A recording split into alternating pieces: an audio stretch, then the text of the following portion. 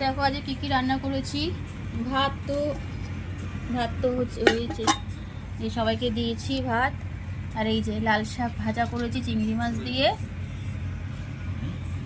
আর এই যে ডাল করেছি মুসুরির ডাল।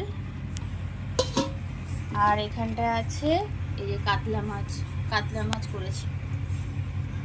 আলুগুলো দিইনি কাতলা মাছে। তোমরা খেয়ে বলো তো শাক ভাজাটা কীরকম হয়েছে। ঠিক আছে, শাক ভাজাটা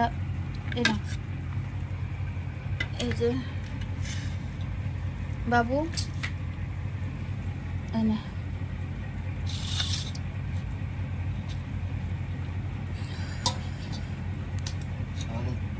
এই মাত্র হলো তো গরম পুরো শাক ভাজা। খেয়ে দেখো খেয়ে একবার বলো কিরকম হয়েছে।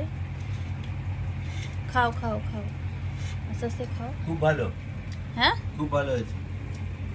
ভালো হয়েছে। খুব ভালো। এটা তো ভালোই হয়। ঠিক আছে বন্ধুরা, এখন রাখছি। পরে আবার অন্য কোনো ভিডিও নিয়ে আসছি।